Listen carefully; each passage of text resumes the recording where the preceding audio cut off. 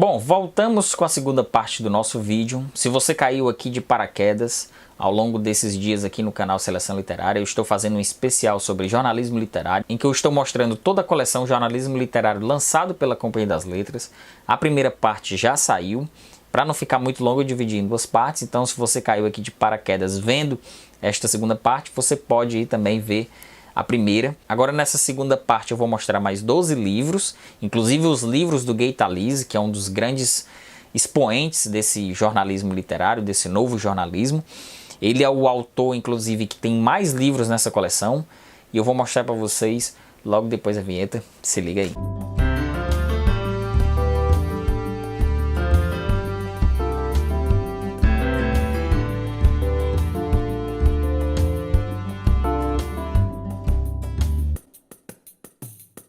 Bom, vamos lá dar continuidade ao nosso passeio pela coleção Jornalismo Literário, lançado pela Companhia das Letras. Eu já vou começar logo com 6 livros do Gay Talese, que é um desses grandes nomes, como eu já falei para vocês.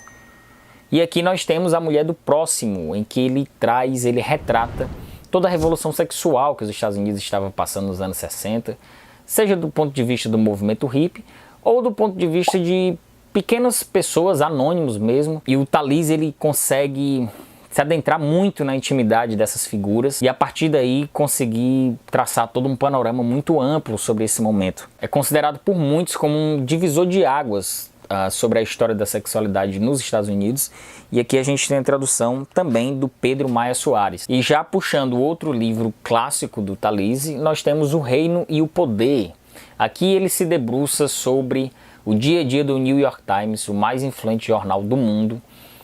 Nos anos 60 ele captou os meandros do jornal ao longo da passagem dele por lá, dos pequenos detalhes, dos pequenos casos do dia a dia, até a análise do poder, da relação de poder e da formação mesmo, da influência desse jornal sobre a sociedade. É um livro fundamental para o jornalismo, conseguiu capturar momentos em que o New York Times tinha uma linha editorial mais conservadora ou uma linha editorial mais liberal.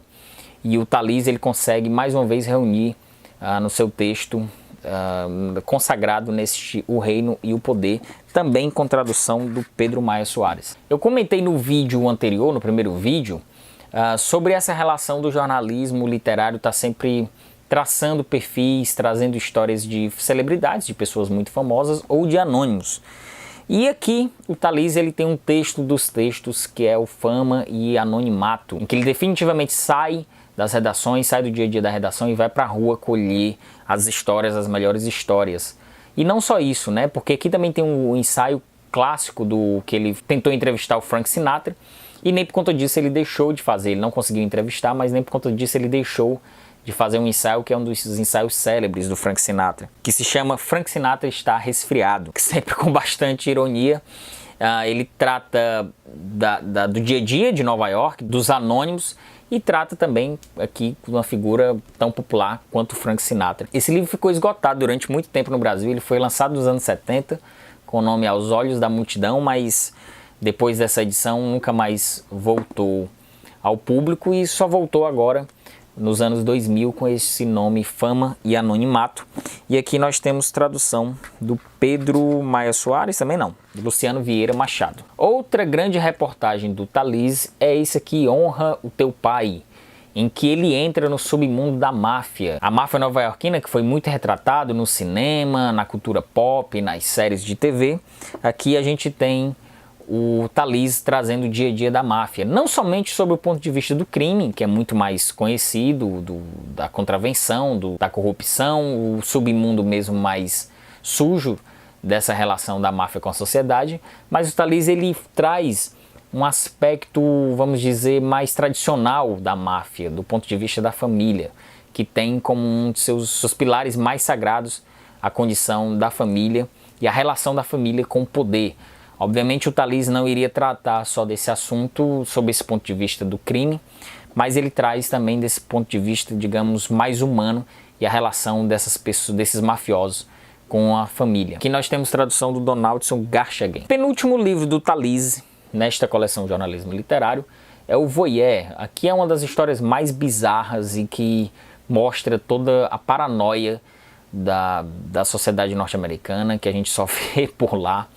Ele conta a história do cidadão chamado Gerald Falls, que comprou um motel de beira de estrada e criou uma plataforma nos corredores do motel em que ele conseguia ver os clientes. E aí, além de ele observar o ato sexual desses clientes, ele fazia anotações, criava planos estatísticos, começava a criar várias informações muito detalhadas sobre cada uma dessas figuras. E ele deixou isso em segredo. Foi até testemunha de um homicídio dentro do motel dele, mas ele não revelou à polícia para não descobrirem que ele praticava voyeurismo vendo esses clientes dele. E o Thalys, muito astutamente, foi lá no Colorado, eu acho que é no Colorado, em busca dessa notícia, em busca dessas informações que ele anotou durante tantos anos, 35 anos, anotando toda essa bizarrice, essa prática muito obsessiva.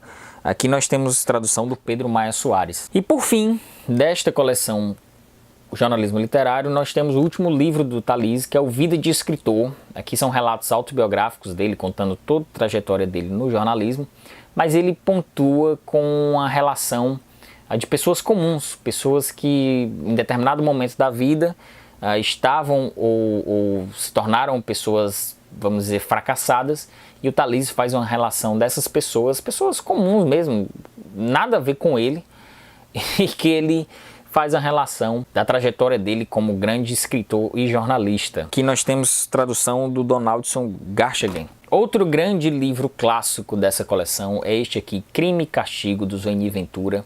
Zueni Ventura, ele vai ao Acre poucos meses depois da morte do ambientalista Chico Mendes, o maior ambientalista que nós já tivemos, e lá ele começa a colher e a apurar as causas do assassinato do Chico Mendes. É uma das mais importantes reportagens do país, sem dúvida, e foi premiado com o ESSO. Esse é outro livro realmente também que eu deveria trazer ao canal para a gente discutir sobre Chico Mendes. E aqui nós temos outro livro clássico, Hiroshima, do John Hersey, que ele fez para a revista de New York, foi uma encomenda da revista, que ele publicasse uma reportagem sobre sobreviventes da bomba de Hiroshima ao final da Segunda Guerra Mundial, que os Estados Unidos lançou em território japonês. E aqui ele consegue pegar esses 6 sobreviventes, ele pega 6 figuras que sobreviveram, e ele consegue pegar o antes, o durante e o depois da bomba atômica, que assombrou o mundo, e como essas pessoas sobreviveram a uma das coisas mais absurdas que o ser humano já produziu. É considerado por muitos a reportagem mais importante do século XX.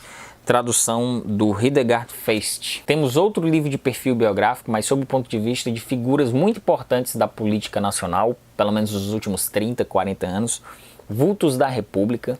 São perfis que foram publicados na revista Piauí. Fernando Henrique Cardoso, José Disseu, Dilma Rousseff, José Serra, Marina Silva, todos esses aqui sob organização do Humberto Werneck, mas os textos, por exemplo, do João Moreira Salles, do Luiz Macluf Carvalho, Consuelo Diegues, Daniela Pinheiro, perfis de pessoas que foram protagonistas da política, lançados aqui na revista Piauí. E também nós temos Tempos Instáveis, que quando a Piauí completou 10 anos de existência, em 2016, foi lançado esse livro aqui com 21 reportagens, O Mundo, o Brasil e o Jornalismo em 21 reportagens da Piauí, que são consideradas as melhores reportagens já lançadas na revista. E como eu tinha falado no primeiro vídeo, a Piauí é uma revista brasileira que preserva esse tipo de matéria. Aqui nós temos o livro da jornalista Elisa Griswold, Paralelo 10. O Paralelo 10 é a linha imaginária que divide norte e sul, através desse paralelo de 10 graus, e que é uma teoria, né, de que esse paralelo divide o mundo cristão do mundo muçulmano. E a Griswold, ela esteve em 6 países cobrindo conflitos violentos em que cristãos e muçulmanos estavam vivendo, na Nigéria, no Sudão, na Somália, lugares em que ela, além do conflito religioso, ela aponta a diferença social, a miséria, a pobreza muito característica desses países. Essa teoria do paralelo 10, inclusive, já não é tão aceita, porque não dá para se dividir o mundo por conta de um traço geográfico, né? Mas esse livro é muito elogiado justamente por estar lá convivendo com esses conflitos, tanto do ponto de vista geográfico quanto do ponto de vista ideológico.